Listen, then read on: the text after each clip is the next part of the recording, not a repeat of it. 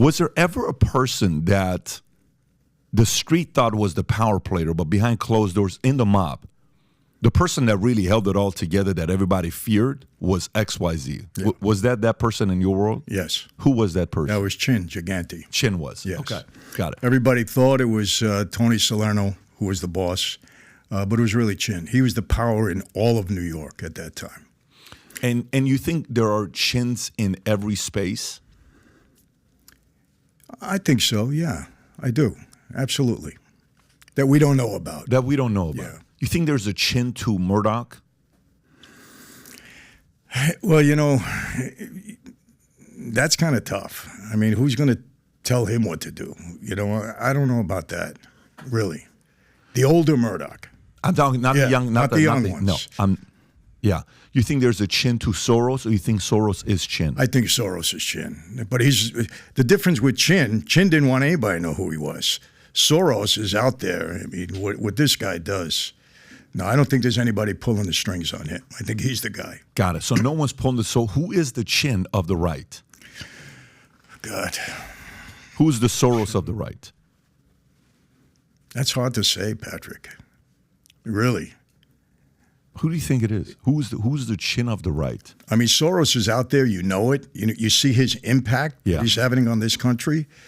I don't know. If you talk about from a financial standpoint, you could argue that the Koch brothers were there before Sheldon Adelson passed away, possibly him. I mean, these guys were given multi-millions, if not billions of dollars. Now, this is what Musk said about Soros yesterday.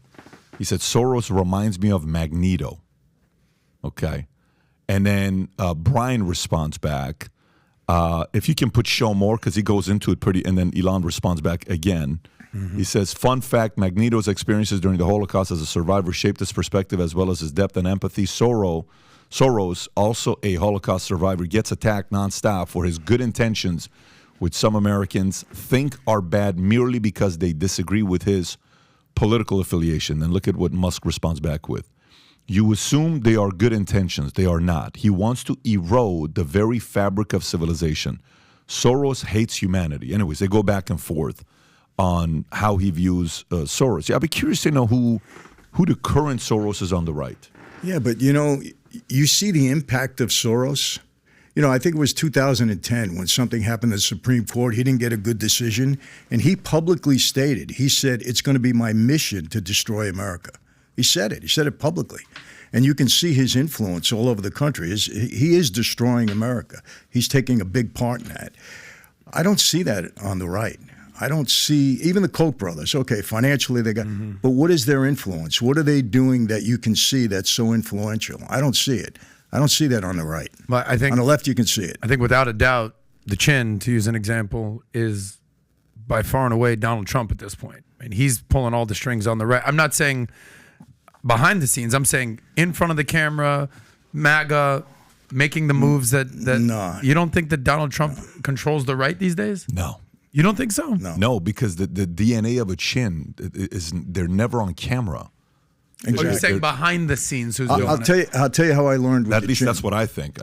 Patrick, when I was in the gas business, I had, when you're making that kind of money on the street, everybody starts looking at you. And I had a little trouble with my boss, with Persico at the time.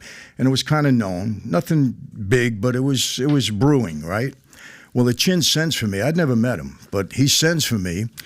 And I go see him. We're walking on Houston Street, messed up hair, bathrobe, exactly like, they portrayed him.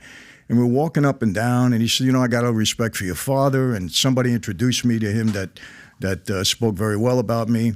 And he said, I heard you're having some trouble with Persico. And Persico was a boss of the Columbus.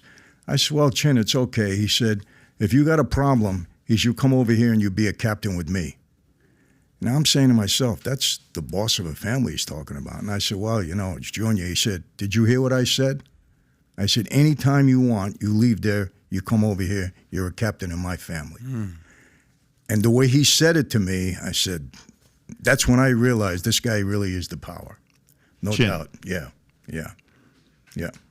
I think every industry has a Chin.